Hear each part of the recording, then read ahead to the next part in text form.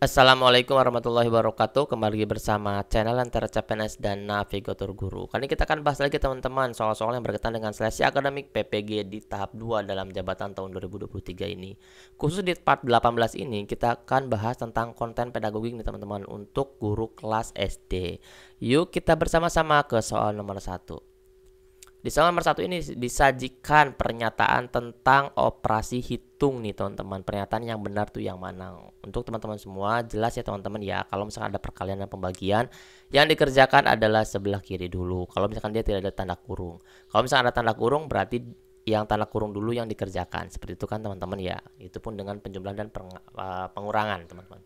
Nah, di sini teman-teman di pernyataan di atas nih teman-teman, kita cari saja yang salahnya. Nanti kalau kita udah tahu yang salahnya, kita akan coret opsinya. Kalau misalnya ada soal yang berkaitan dengan urutan, kemudian pernyataan, nah ini kita bisa langsung coret aja teman-teman. Nomor 1, operasi perkalian dan pembagian dikerjakan terlebih dahulu, kemudian penambahan dan pengurangan. Oke, kalau perkalian dan pembagian dikerjakan terlebih dahulu itu benar ya teman-teman ya. Kalau ada pengurangan dan penjumlahan yang dikerjakan adalah sebelah kiri dulu, kecuali kalau ada yang tanda kurung berarti tanda kurung dulu. Ini pun kebalikan sama, penjumlahan dan pengurangan berarti sebelah kiri dulu. Jika ada pembagian dan perkalian berarti sebelah kiri dulu. Jika ada perkalian dan pembagian berarti sebelah kiri dulu. Sama ya teman-teman ya. Jika ada pengurangan, penjumlahan ketemu dengan pembagian atau perkalian, maka yang dikerjakan adalah sebelah mana dulu? Bukan sebelah kiri dulu, tapi yang dikerjakan adalah pembagian dan perkalian dulu. Ini di luar tanda kurung. Kalau misalkan ada pembagian dan perkalian ketemu dengan pengurangan dan penjumlahan, ini sama. Yang dikerjakan adalah pembagian dan perkalian terlebih dahulu, karena dia itu posisinya lebih kuat daripada penjumlahan dan pengurangan. Jadi yang diutamakan adalah pembagian dan perkalian terlebih dahulu. Oke. Nah, kita langsung ke soal pernyataannya. Operasi perkalian dan pembagian dikerjakan terlebih dahulu, kemudian penambahan dan pengurangan, ini benar. Operasi perkalian dan pembagian dikerjakan setelah operasi tambah dan kurang dikerjakan. Operasi perkalian dan pembagian dikerjakan setelah operasi tambah dan kurang dikerjakan. Ini salah. Karena dia mengutamakan teman-teman, mengutamakan tambah dan kurang terlebih dahulu. Jadi yang nomor 2 ini salah. Kita cari aja teman-teman, langsung opsi yang ada nomor 2-nya kita coret. Yang A kita coret 1, 2, 3 karena ada angka 2-nya. Ini pun kita coret ada angka 2-nya. Ini kita coret ada angka 2-nya. Ini kita coret ada angka 2-nya. Jadi kita langsung pilih yang D. Jadi kita cepet ya teman-teman. Karena sudah ada yang salahnya atau biasa kita sebut ada racunnya masuk di opsi, ya udah berarti kita akan delete semua yang berkaitan dengan racun itu. Jadi kita bisa mengirit waktu dengan cara seperti ini. Oke. Ini jawabannya teman-teman. Nah, kita lanjut ya teman-teman di soal nomor 2. Memperjelas materi, ini termasuk ke dalam fungsi media. Oke, urutan lagi ya teman-teman ya. Yang termasuk kepada fungsi media, memperjelas materi dan memberikan pemahaman siswa. Oke, ini sama. Membuat siswa tertarik pada pelajaran, ini pun iya. Memberikan ketajaman visual. Nah, di sini teman-teman, memberikan ketajaman visual di sini termasuk media, tidak dimasukkan media visual. Jadi kalau misalkan di sini ada fungsi media, ini medianya aja, tanpa ada embel-embel visual, kinestetik, audio visual dan lain sebagainya, maka di sini adalah dia general atau umum. Jadi nggak bisa kita memvonis harus visual aja. Kecuali kalau di sininya ada media visual, berarti kita akan fokus ke dalam media visualnya. Jadi nomor 3 ini salah. Aturan dia general, memberikan ketajaman visual, karena ini kan bukan visual saja, bisa jadi ini audio kemudian audio visual. Berarti yang ada nomor 3-nya kita langsung delete aja.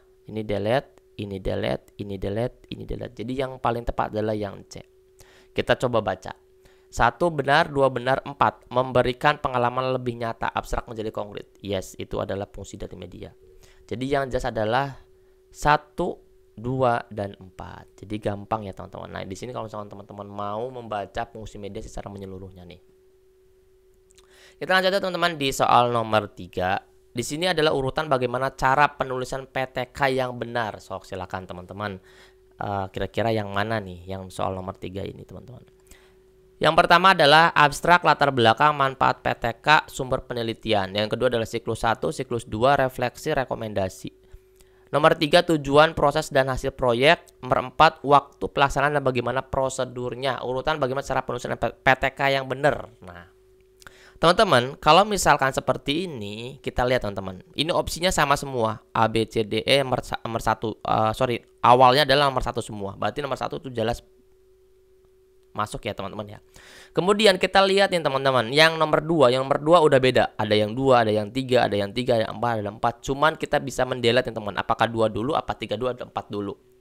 Kalau dia masuknya ternyata yang 3 dulu, maka yang 2 dan 4 udah langsung kita delete. Fokus di angka 3. Itu pun kalau misalkan yang keduanya adalah urutan angka 2, maka 4, 3 itu langsung kita delete. Oke, kita lihat nih. 2, siklus 1, siklus 2, refleksi, rekomendasi. Nih lihat teman-teman. Kalau abstrak, latar belakang, manfaat, kita jadikan aja dulu kalau misalnya seperti ini. Kalau teman-teman sulit, ini adalah bab 1. Kita cari aja bab 2-nya. Apakah di siklus 1, apakah di tujuan, ataukah di waktu pelaksanaan. Teman-teman masih ingat kalau misalkan siklus 1, siklus 2 itu berkaitan dengan bab berapa? Oke? Nah, kalau siklus itu berkaitan dengan bab 4. Tuh, ketahuan. Dah, dikeluarin dulu. Siklus 2 ini nomor 2 ini berkaitan dengan bab 4. Dan bab berapa teman-teman? Bab 5 ya. Hasil sih ya refleksi, rekomendasi gitu, saran dan kesimpulan. Nah, kalau dia kita fokus aja di bab 4, siklus 2 karena hasil, maka ini adalah bab 4. Taruhlah ini adalah bab 4. Kemudian tujuan, proses, dan proyek ini bab berapa teman-teman? Kalau misalkan tujuan teman-teman ini ada di bab 2. Oke.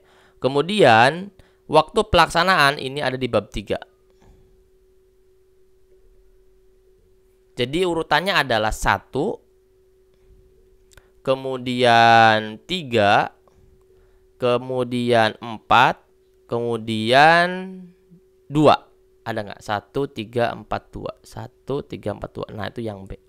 Nah, ini teman-teman. Abstrak, latar belakang, manfaat PTK ada di bab 1. Siklus 1, siklus 2, refleksi bab 4, bab 5. Tujuan, proses, dan hasil proyek adalah di bab 2. Dan waktu pelaksanaan dan bagaimana prosedurnya adalah di bab 3. Banyak banget nih. Ini bab 3 ya teman-teman ya. Nah, silakan teman-teman. Tinggal teman-teman lihat lagi urutan-urutan dari PTK yang ada. Kita lanjut di soal nomor 4 nih. Untuk teman-teman yang belum subscribe, silahkan subscribe dulu. Share dan like video ini jika teman-teman bermanfaat ya. Kegiatan pembelajaran yang merupakan implikasi dari teori belajar ensemble nih teman-teman. Nah, ini sering banget keluar di teori belajar ensemble ini teman-teman. Nah, silakan teman-teman kira-kira jawabannya yang mana? Apakah A, pemberian kegiatan apersepsi, atau B, kegiatan refleksi, atau C, memanfaatkan hasil belajar untuk peningkatan motivasi, atau D, belajar sesuai dengan perkembangan kognitif, atau E, memaklumi akan adanya perbedaan individual dalam hal kemajuan perkembangan. Teman-teman, ini kita bisa coret di option D. Karena option D ini, kalau misalkan belajar sesuai dengan perkembangan kognitif, ini bukan ensemble teman-teman. Ini adalah Piaget. Kalau Piaget itu kan ada sensori motor, kemudian konkret gitu kan teman-teman ya. Ada tahun-tahunnya gitu kan, operasional konkret, operasional formal, seperti itu. Yang D jelas kita nggak akan pilih. Nah, kita pilih teori belajar yang punyanya ensemble nih. Kalau ensemble itu cirinya teman-teman, kalau teori ensemble itu cirinya nih, mengajar itu mengaitkan pembelajaran atau materi sebelumnya. Itu ciri dari teori belajar ensemble. Cari pembelajaran yang mengaitkan pembelajaran atau materi sebelumnya. Pemberian kegiatan apersepsi materi dengan menghubungkan materi ajar dengan materi sebelumnya. Nah, ini adalah ensemble nih, yang A. Karena dia refleksi ke belakang seperti itu. Jadi ini tidak membuat teman-teman susah juga kalau teman-teman sudah hafal teori-teorinya. Kalau Piaget itu tentang perkembangan, ada umurnya, ada perkembangan kognitifnya, ada operasional konkret, operasional formal, seperti itu. Nah, teman-teman tinggal lihat lagi ciri-ciri daripada teori-teori yang ada supaya teman-teman kalau diimplementasikan ke dalam pembelajaran, yuk teman-teman udah bisa langsung tembak. Ini ternyata yang berkaitan dengan teori yang ada di soal, seperti itu. Nah, ini jawabannya teman-teman. Teori belajar ensemble adalah teori belajar yang mengakibatkan seorang itu bisa belajar bermakna karena mengaitkan pembelajaran materi sebelumnya dengan materi yang baru, seperti itu. Soal nomor 5 nih teman-teman. Kegiatan pembelajaran yang paling maksimal dan menyerap kompetensi yang diharapkan menurut Edgar Dale. Nih, kalau Edgar Dale itu pasti kita langsung Ingatnya itu ke dalam segitiga teman-teman, atau kerucut pengalaman ya. Segitiga. Di kerucut pengalaman nih teman-teman. Yang mana yang paling ada di paling bawah, maka dia presentasenya kerucut Edgar Deal-nya lebih bagus.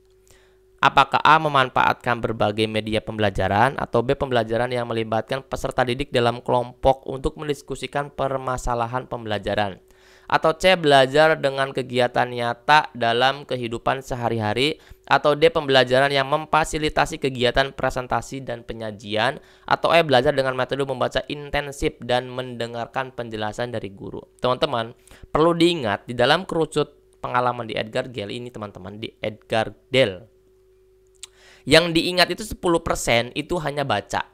Baca itu 10%. Kemudian 20% itu mendengarkan. Ini saya di sini aja dulu deh. Di sini baca itu 10% karena dia yang diingat ya, teman-teman ya. Kemudian kalau misalkan mendengarkan itu adalah 20%. Kalau misalkan 30% itu lihat gambar, kemudian lihat video. Nah, itu adalah 30%. Lihat video. Sama dengan berapa persen? 30 ya. 30%. Lihat video, lihat gambar, lihat demonstrasi itu 30%. Kemudian terlihat dalam diskusi. Ini kalau diskusi 50%, teman-teman. Diskusi 50%. Nah, kerucutnya seperti itu. Kemudian menyajikan atau presentasi nih teman-teman. Kalau misalkan presentasi itu sebanyak 70%. Nah, yang 90% teman-teman itu ada pada bermain peran yang di atas. Semakin ke bawah itu semakin ini ya, keterlibatannya semakin bagus ya teman-teman ya, bermain peran. Kemudian simulasi. Kemudian yang terakhir nih paling bagus adalah mengerjakan hal yang nyata. Hal yang nyata ini paling bagus, yang paling bawah teman-teman. Nah, jadi kita lihat teman-teman, yang nomor 5 ini yang berkaitan dengan hal yang nyata itu yang mana? A. memanfaatkan berbagai media pembelajaran, ini enggak. Pembelajaran yang melibatkan peserta didik dalam kelompok untuk mendiskusikan. Nih, kalau diskusi berarti 50% ya. Nah, masih ada lagi enggak nih yang paling bawah? Belajar dengan kegiatan nyata dalam kehidupan sehari-hari. Nah, berarti ini yang C. Ini jelas paling bawah atau persentasenya lebih besar dari kerucut Edgar Deal-nya. Jadi kita pasti pilih yang C. Jadi kalau misalkan di sini yang paling maksimal, kalau paling maksimal itu cari yang paling bawah. Nih, kita kasih tahu kerucutnya nih teman-teman. Nah, ini kerucutnya teman-teman yang diingat nih. Baca 10%, dengarkan 20%, lihat gambar, lihat video, lihat demonstrasi itu 30%, lihat terlibat, dengan dalam diskusi ini 50%, menyajikan itu 70%, bermain peran, melakukan simulasi dan mengerjakan hal yang nyata ini 90%. Verbal, visual, terlibat, berbuat. Nih, kalau misalkan sudah seperti ini teman-teman, cari yang paling maksimal, berarti cari yang paling bawah. Semakin bawah berarti dia semakin bagus. Yang memberikan hasil lebih dari 90% penguasa adalah kegiatan bermain peran, simulasi belajar, dan mengerjakan hal yang nyata. Jadi teman-teman, kalau misalkan soal-soal seperti ini, cari soalnya kalau dia paling maksimal berarti cari yang paling bagus atau paling bawah, paling dasar kerucut pengalamannya, seperti itu. Mudah-mudahan teman-teman ini bisa bermanfaat untuk mengerjakan nanti di seleksi akademik atau pretest di tahap 2, dan teman-teman bisa lulus PPG-nya. Jangan lupa teman-teman share video ini ke teman-teman semua grup guru, silakan disebarkan. Semoga semuanya bisa lulus teman-teman dan belajar bersama lagi bersama kami teman-teman. Terima kasih ya. Assalamualaikum warahmatullahi wabarakatuh. Semoga bermanfaat. Dadah.